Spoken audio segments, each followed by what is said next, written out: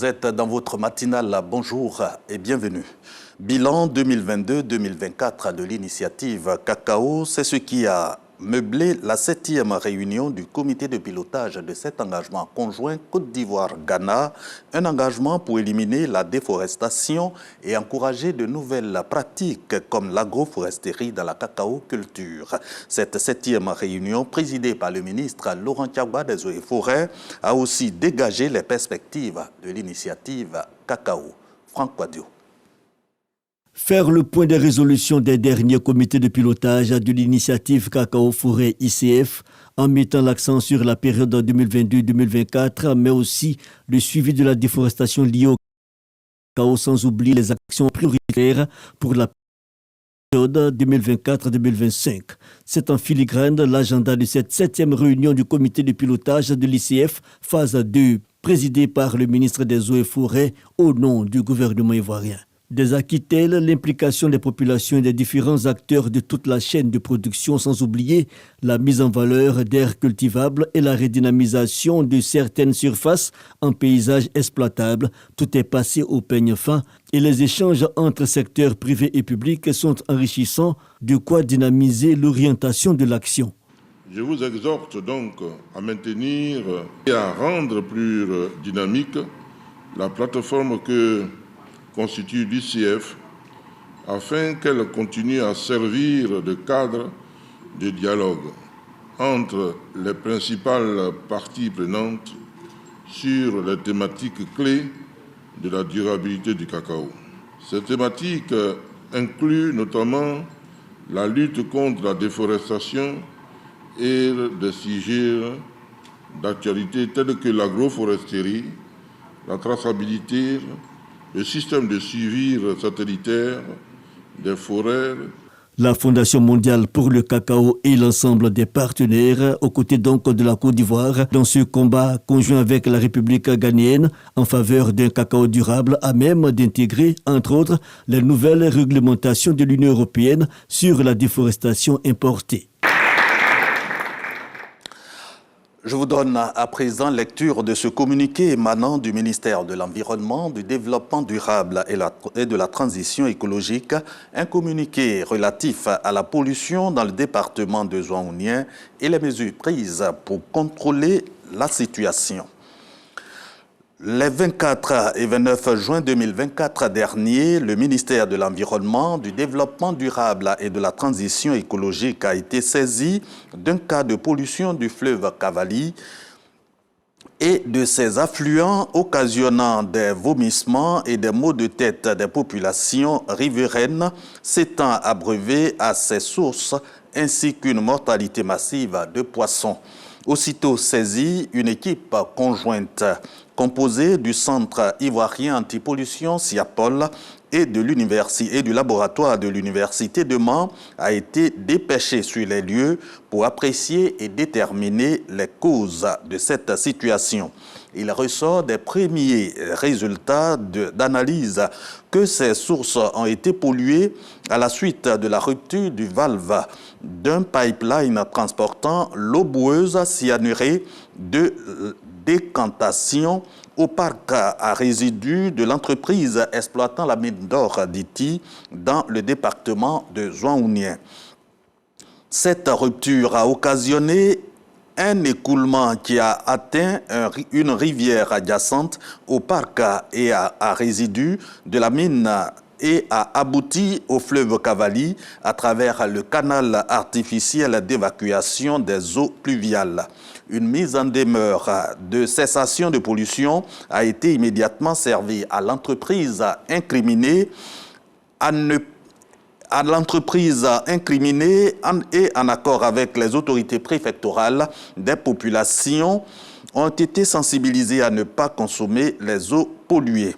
À ce jour, la source de pollution a été maîtrisée par la société minière qui s'est engagée dans un bref délai à approvisionner les populations riveraines en eau potable en attendant la dépollution totale des eaux qui est en cours.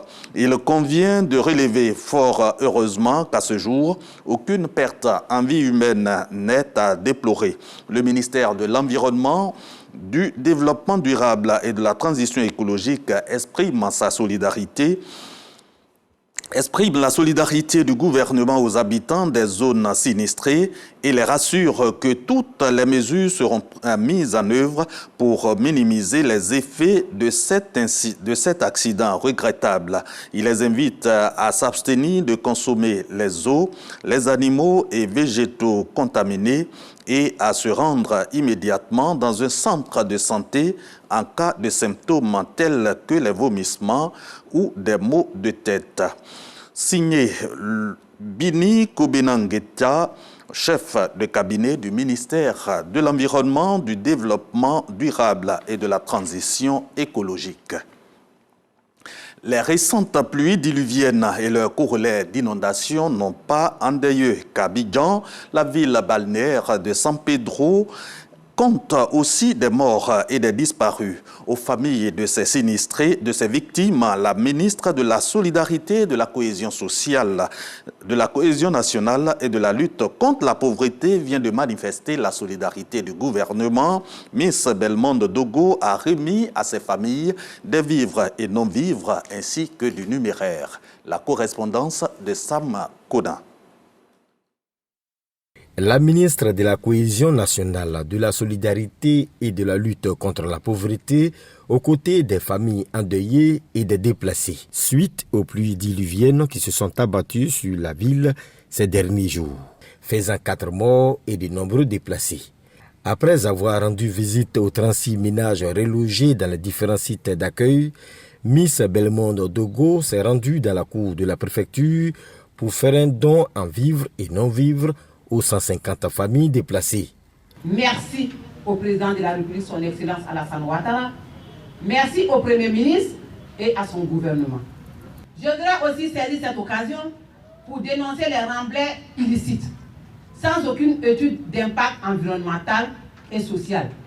La ministre de la Cohésion nationale, de la solidarité et de la lutte contre la pauvreté appelle pour sa part les populations à adopter de nouvelles habitudes pour éviter les cas de décès lors de la saison des pluies. Au nom du président de la République, Yako, pour ce que vous vivez depuis le 26 juin, chers parents de San Pedro, les bas-fonds sont faits pour des cultures et non pour des habitations.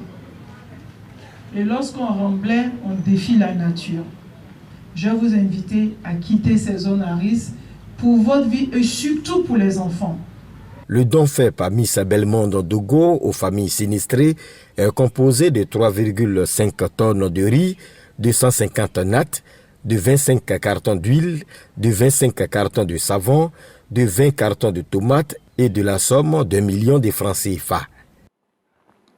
À San Pedro, comme ici à Abidjan et partout en Côte d'Ivoire, le secteur de la formation professionnelle est en examen de fin d'année depuis hier mardi 2 juillet 2024. 23 822 candidats affrontent dans 86 centres d'examen les épreuves écrites pour l'obtention de leur diplôme. Le ministre Kofi N'Guessan affiche son engagement quant au bon déroulement de ces examens. Et c'était mardi 2 juillet au lancement des épreuves en présence de Jean-Marc Diadji. Le calme règne au lycée professionnel et commercial de Cocody, ex-CBCG. Cet établissement fait partie des 86 centres d'examen sélectionnés pour les épreuves écrites des examens de la formation professionnelle, session 2024. Aux portes de ce centre, contrôle strict des candidats avant le démarrage officiel. À 7 h du matin, examinateurs et candidats rejoignent les différentes salles de composition. Les services du ministère de l'enseignement technique, de la formation professionnelle et de l'apprentissage, à travers la direction des examens et concours, sont au four et au moulin. À 8 h, le décor est planté pour le démarrage des compositions. La technique d'expression française est la première étape pour les candidats, sous la supervision de leurs surveillants. Je les trouve abordables. Ça peut aller. Je suis très positive. Je crois que pour l'heure, il n'y a rien dit, tout se passe bien. Les élèves eux-mêmes doivent se dire que ils viennent vous faire du mieux parce qu'il va pour leur avenir. Ce sont 23 822 candidats, dont 47,96% de garçons et 52,03% de filles, qui composent sur toute l'étendue du territoire national pour les diplômes du CAP, BEP, BT et BP. Le ministère de tutelle rassure et encourage les candidats. C'est des gens qui sont formés au métier. Mais quand on vous forme au métier, vous avez l'envie de maîtriser votre métier pour avoir des prestations sur le terrain. Mais si vous n'êtes pas un bon praticien, personne ne viendra vers vous. Donc, ils ont intérêt à se faire confiance et à montrer tout leur talent pour dire qu'ils maîtrisent leur métier. On a au thème d'une année scolaire assez riche et je pense que nous avons lancé plusieurs réformes au niveau des examens et des concours. Et donc cette année, c'est la première année justement de mise en œuvre de ces réformes. Débuté ce mardi 2 juillet, les épreuves écrites prendront fin le vendredi 5 juillet 2024. 46 jurys sont constitués pour les corrections et les délibérations. Les premiers résultats sont attendus le samedi 20 juillet 2024. À Boaké également, des centaines de candidats sont à l'assaut du CAP, du BEP, du BT ou du brevet professionnel. Les épreuves écrites ont été lancées dans la capitale de Gbeke hier également, en présence de nos reporters William Kakou et Soro Corona. Après les examens à grand tirage de l'enseignement général, place à la formation professionnelle. Dans la région de Gbeke, ils sont 1482 candidats, dont 902 filles, à composer dans 5 centres, à savoir Boaké, Botro et Béomi. À la suite des épreuves physiques et sportives orales et les soutenances du rapport de stage, les candidats composent pour les épreuves écrites. Au lycée professionnel commercial de Boaké, en cette première journée de preuve, les candidats rassurent. Avec ce que j'ai déjà préparé, donc j'ai pris que où je maîtrise que ça soit ça. Quand en classe d'examen, le jour J, j'étais un peu stressé comme ça. J'ai confiance, j'ai validé. Pour cette session, des innovations sont enregistrées. L'enseignement technique est en train d'introduire les réformes. Il y a des réformes au niveau des épreuves. Il y a certaines épreuves qu'on avait, d'autres qui ont été regroupées. Mais en tout cas, tout cela se fait dans le but de faciliter la tâche aux enseignants. C'est l'occasion pour les autorités locales et éducatives d'inviter les candidats à se départir de tout esprit de fraude. Je vous prie de bien vouloir travailler avec rigueur, avec application. Les épreuves qui vous seront données, ce n'est pas des épreuves qui vous seront étrangères. Et en même temps, vous engagez à bannir, durant ces jours de composition, la tricherie et la fraude. Ils sont 1021 candidats qui composent pour le brevet de technicien BET et 461 pour le certificat d'aptitude professionnelle CAP dans la région de Gbeke. Les résultats de la session 2024 sont attendus pour le samedi 20 juillet prochain. Restons à Boaké pour cette fois une incursion dans la filière bétail-viande. Le ministère des Ressources animales et halieutiques renforce les capacités des acteurs de cette filière. Objectif visé, mise en place des organisations interprofessionnelles agricoles. Les acteurs ont été formés et sensibilisés sur la gestion d'un tel outil. Jean-Yves Zadi et Soro Corona. Renforcer les capacités des acteurs de la filière bétail-viande sur la gestion d'une organisation interprofessionnelle, telle est la vision de la direction des organisations professionnelles de l'appui au financement du ministère des Ressources animales et halieutiques. Il s'agit au cours de cette rencontre de sensibiliser et d'informer les acteurs sur le cadre juridique et institutionnel, sur le processus de reconnaissance et de recherche dans le cadre d'une organisation interprofessionnelle agricole, d'instruire les responsables sur le rôle de l'interprofession et la responsabilité des représentants qui la composent. On est dans le processus de mise en place de l'organisation interprofessionnelle de la filière bétail-viande, pour que chaque acteur et chaque organisation puisse savoir s'imprégner de ce que c'est qu'une organisation interprofessionnelle. Comment elle se constitue, comment on la gère, et pour qu'on la gère, quelles sont les opportunités, les avantages donc d'être en organisation interprofessionnelle. Une initiative bien appréciée par les participants. Nous mettre en interprofession, c'est une joie pour nous parce qu'on pourra mettre effectivement en place et faire suivre la politique, la PONADEPA qu'a mise en place le ministre Sidi Touré, et puis aussi toutes les actions qu'on pourrait mettre aussi bien dans les chaînes de la commercialisation que de la transformation. Le représentant du ministre des Ressources animales et halieutiques invite les acteurs à s'approprier cet atelier qui va leur permettre d'être structurés et d'avoir une crédibilité auprès des structures étatiques et des organisations internationales. Au niveau de la filière bétail-viande, la majorité des acteurs ne sont pas au fait de se constituer en organisation professionnelle. Donc il est important qu'ils puissent comprendre les avantages de se structurer, de pouvoir rassembler le maximum d'éleveurs pour pouvoir créer cette interprofession pour qu'il y ait une certaine crédibilité. Cet atelier de renforcement de capacité a connu la participation de plusieurs organisations professionnelles issues des groupements coopératifs, de la filière bétail-viande, du cabinet et des directions centrales du ministère des Ressources animales et halieutiques. Finissons l'actualité nationale dans le Sud Comoé, précisément à Diaké, par le LA Festival. La fin de la 8e édition de ce rendez-vous institué par le député maire pour promouvoir la diversité des peuples du Sud Comoé. Danse traditionnelle, courses de pirogues et gastronomie ont encore meublé ce festival qui a mobilisé présidents d'institutions et membres du gouvernement. Témoin d'Evisoyo. Danse traditionnelle, parade de courses de pirogue en attraction à la 8e édition de le festival d'Adiaké. Tourné vers la promotion des valeurs culturelles et des atouts touristiques de la région du Sud Comoé, le festival attire des centaines de visiteurs à chaque édition. J'ai découvert la course de pirogue pour la toute première fois et j'ai trouvé ça extraordinaire, c'était magnifique. Porté par les députés maires d'Adiaké, ce festival réunit fils et filles, cadres et têtes couronnées de la région, autour d'un patrimoine commun, la valorisation de la culture du Sud Comoé. Le festival, faut-il le rappeler, est un prétexte pour la valorisation de la culture bétibé. Aux côtés d'autres cultures, pour favoriser le brassage favorable à l'enrichissement réciproque et à la promotion du vivre ensemble au-delà de nos ethnies, de nos religions et de nos chapelles politiques. Pour l'édition 2024, la région des Grands Ponts est à l'honneur. Le Kpakbaja, danse de réjouissance du peuple Adjoukro, dont les pas sont dictés au rythme des sons des tambours, est présenté aux festivaliers. Une richesse de la diversité culturelle qui séduit chefs et rois, membres du gouvernement et présidents d'institutions.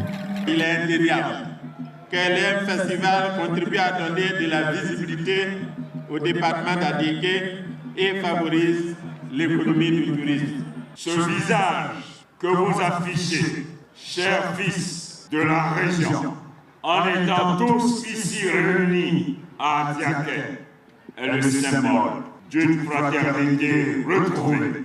Et pour moi donc, le festival est déjà une réussite.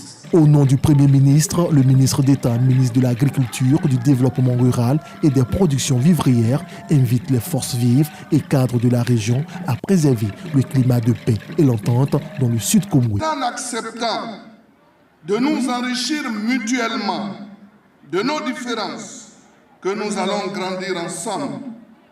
Et en grandissant ensemble, nous allons faire grandir Adiaké et au-delà le Sud Comoé et toute la Côte d'Ivoire. Autre temps fort, la présentation du trophée de la Coupe d'Afrique des Nations de football aux festivaliers et aux populations de la commune d'Adiaké.